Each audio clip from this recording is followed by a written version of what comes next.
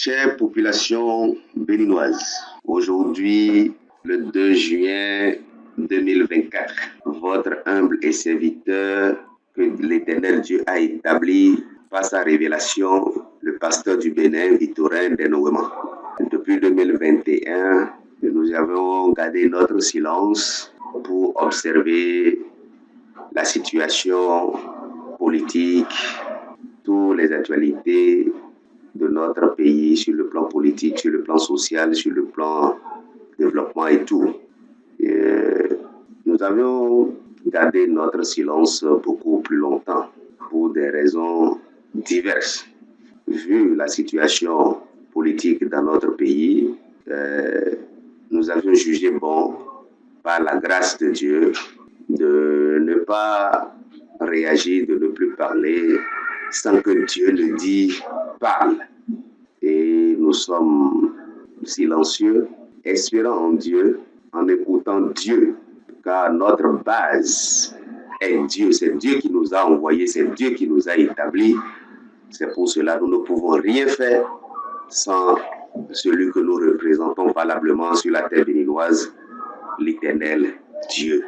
Sur ce, notre position dans la politique n'est pas comme tous les autres.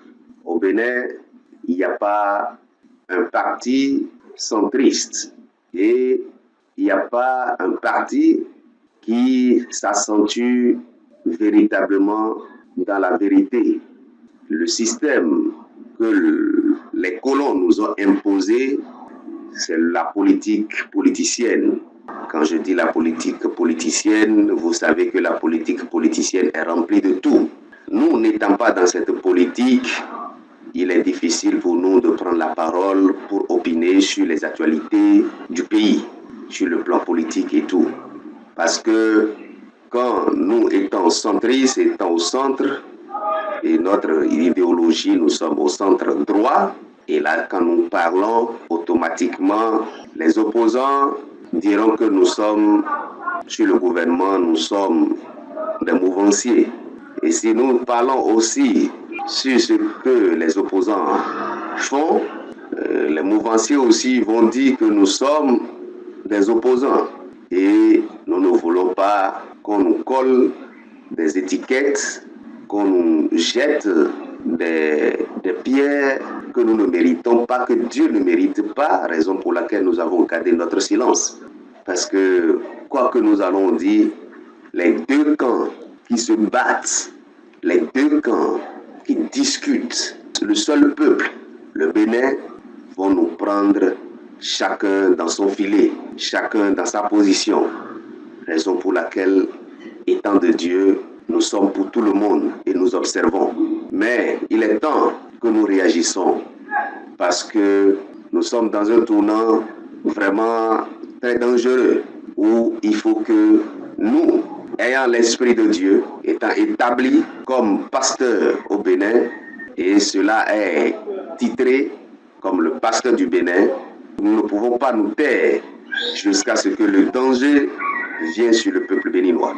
C'est pour cette raison, ce 2 juin 2024, nous avions jugé sous l'inspiration de rompre le silence et d'alerter les dirigeants de ce pays, d'avertir les dirigeants de ce pays contre le danger qui guette le Bénin et la sous-région. Ce danger, il est vraiment très grand et nous pouvons l'épargner.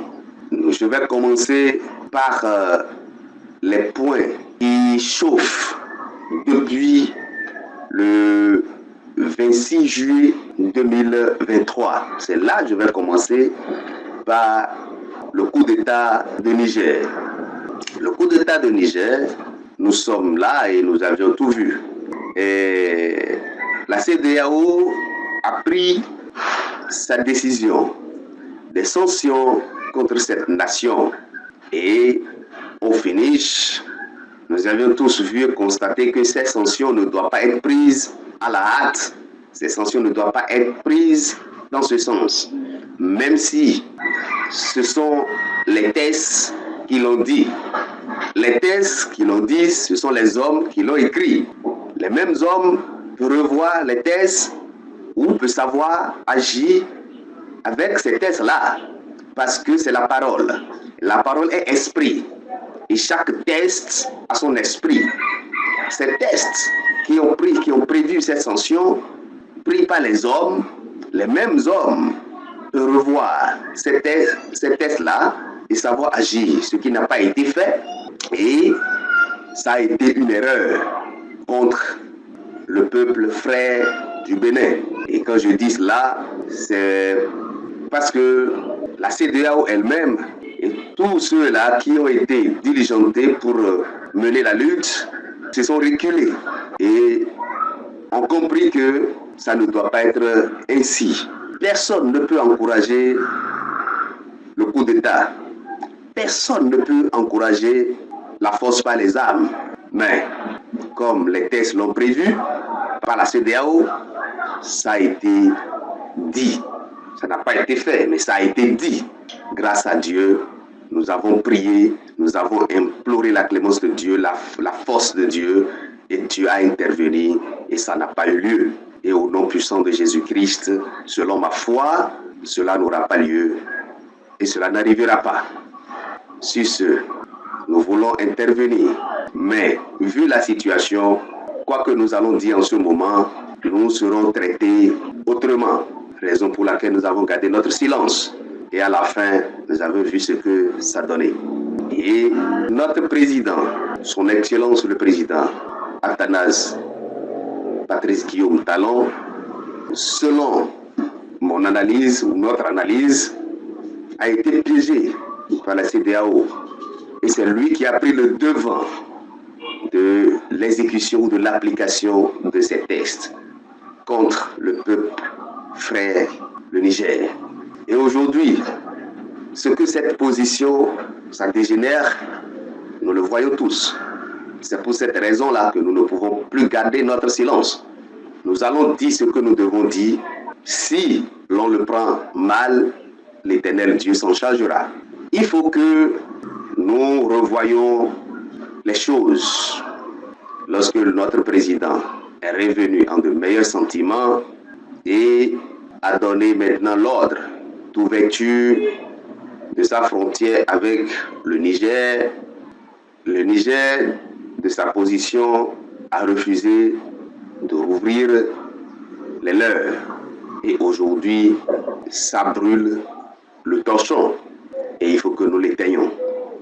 Chers dirigeants du Bénin et de l'Afrique, votre fils, votre frère et petit-fils, le pasteur du Bénin, Victorin Denouement, c'est seulement un conseil ou un point de vue que je veux donner. Si vous pouvez l'exécuter, vous rendez gloire à Dieu. Tout ce qui se passe aujourd'hui, selon la ouverture de la frontière nigérienne avec le Bénin, tout ce qui se passe entre le Bénin et le Niger, pour tout résumer, ça se repose sur la manque de confiance. Aujourd'hui, quand nous voyons partout entre le Bénin et le Niger, la confiance n'y est plus. Pourquoi? La politique politicienne dans laquelle ils nous ont mis, c'est ça qui nous conduit à ce port. Aujourd'hui, les uns sont accusés, les autres sont accusés. D'autres accusent le président Talon, d'autres accusent la CEDEAO, d'autres accusent le Niger. Nous ne devons pas nous accuser les uns les autres. C'est le système-là que nous devons revoir. Sans que nous ne revoyions ce système, il y en aura toujours la méfiance entre les peuples. Et quand il y en aura la méfiance entre les peuples, nous verrons toujours ce que nous ne désirons pas voir. C'est pourquoi j'interpelle tous les dirigeants béninois et africains de faire preuve de confiance. Si le Niger garde toujours sa frontière fermée, ce n'est pas que le Niger n'aime pas le peuple béninois, ce n'est pas que le Niger ne veut pas ouvrir sa frontière, c'est à cause de la méfiance. C'est à cause de la méfiance. Et nous le savions tous, tout le monde le sait. C'est pour cela, les dirigeants de notre pays, le Bénin, ont la capacité, ont les moyens de redonner confiance au peuple nigérien pour que la paix règne. Il ne sera pas bien de prendre des positions dures, des positions ripostaires contre le peuple frère du Niger. Ce sera mal fait. Car si je veux parler de la situation de Pipeline, je ne vais plus aller trop là-dessus parce que, Dieu merci, au moment où nous avons voulu réagir, le président a déjà levé l'embargo, ce qui nous a fait plaisir, ce qui a réjoui le cœur de tout le monde. Et ça continue. Maintenant, qu'allons-nous faire pour que la paix revienne entre le peuple nigérien et le peuple béninois? C'est le grand rôle que les dirigeants, le gouvernement va jouer. Et quelle diplomatie! Voilà, sur tous les plans, il n'y a plus confiance. Le peuple nigérien ne peut plus avoir confiance totale dans les émissaires ou tous ceux que le Bénin pourra leur envoyer. Qu'allons-nous faire? En temps normal, ce sont les hommes de Dieu, tout homme de Dieu confondu, ensemble, qui doit jouer ce rôle, car nous sommes les garants de la paix sur le plan spirituel et sur le plan physique. Mais aujourd'hui, qu'est-ce que nous constatons? Les pasteurs. C'est là où je suis, je peux parler de ma filière d'abord, de mon corps, le corps dans lequel je suis d'abord. Je pourrais dire sont corrompus et il n'y a plus de confiance dans les pasteurs. Mais là où il y a le bien, il y a toujours le mal. Là où il y a le mal, il y a toujours le bien parmi eux. Je vais demander humblement et respectueusement au chef de l'État, que j'aime beaucoup, de chercher un mécanisme pour établir ou rétablir la confiance entre le peuple nigérien et le peuple béninois. C'est tout ce qui manque. Et aussi longtemps que nous aurons les Français avec nous, il faut que la diplomatie béninoise soit remplie de confiance.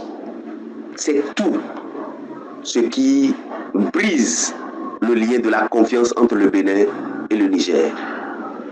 C'est tout. Moi, je ne peux pas dire qu'il y a base militaire, il y a militaire français ou pas. Je n'en sais rien. Je ne peux pas aller dans ce sens. Nous, en tant que représentants de Dieu, nous ne parlons pas sans avoir vu. Nous ne disons pas, j'ai entendu. Non, il faut voir. Et il y a plusieurs manières de voir. On peut voir par la vidéo, on peut voir par des images. Mais aussi longtemps que tu n'as pas vu, nous n'avons pas vu, nous ne disons pas cela. Je ne peux pas parler de la base militaire parce que je n'ai pas vu, mis à part maintenant pour qu'on me dise, voilà, ici, c'est la base militaire. Mais ce que je sais et ce que nous ne pouvons pas nier, c'est notre coopération avec la France, ce qui ne date pas d'aujourd'hui. Les Français étaient ici depuis. C'est les Français qui nous ont tous colonisés dans les pays francophones. Il n'y a jamais eu ce problème entre les peuples frères que nous sommes, le Niger et le Bénin et les autres pays. Il n'y a jamais eu de problème. Et pourquoi ce problème aujourd'hui? C'est la présence des Français chez nous. Et nous ne pouvons pas nier que nous sommes en collaboration, nous sommes toujours en collaboration avec la France. Et chaque pays est libre de collaborer avec qui il veut. Mais ce qui est très nécessaire et indispensable, c'est de collaborer dans la confiance totale, dans la vérité. Mais au Bénin, la vérité a perdu sa ligne droite. Et la politique, je vais dire le système politique qu'on nous a imposé, c'est de mentir, c'est de trahir. C'est tout ce que vous savez. Et c'est pour cela aujourd'hui, le peuple nigérien n'a plus confiance en qui que ce soit, en personne. Pourquoi? Ils avaient eu des preuves, ils avaient eu des choses dites et des choses non faites. Et ça fait que la confiance est perdue. C'est tout ce qui met en brouille aujourd'hui le peuple nigérien et le peuple béninois. C'est la manque de confiance. Il n'y a plus de confiance. On ne sait plus qui dit la vérité et qui ne dit pas, qui ne le dit pas.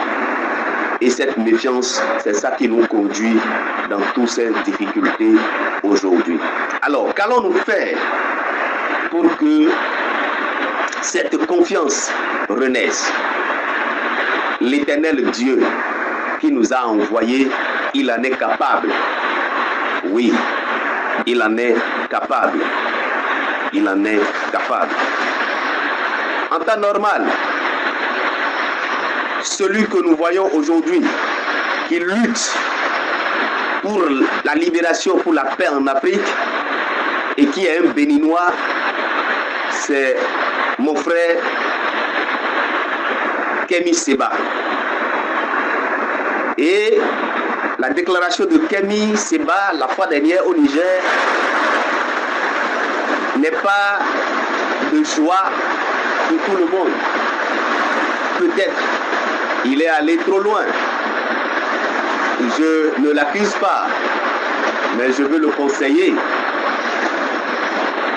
Aujourd'hui, le peuple béninois ou bien les dirigeants béninois ne peuvent plus avoir de confiance en Kémy Séba. Pourquoi? Parce que sa position de neutralité, il a perdu. Je parlais tantôt de la position de mon leader, frère et ami Kémy Séba, pour sa position. Nous tous, étant des panafricanistes, lui, Kémy Séba, étant un homme influent dans cette lutte de la panafricanisme, ne doit pas prendre la position de la politique. C'est là où le président Kémy Séba a perdu ou veut perdre sa position. Je me suis demandé quels sont les conseillers autour de lui, qui sont ceux qui le conseillent. Kémy Séba ne doit pas prendre la voie de la politique. Kémy Séba doit être neutre, doit être un sapeur-pompier en Afrique. C'est ce qui donnera beaucoup plus de valeur à la lutte que mène le président de l'Urgence panafricanisme, Kémy Séba. Mais lorsqu'il a pris la voie de la politique, ça est en train de tenir son image de la lutte.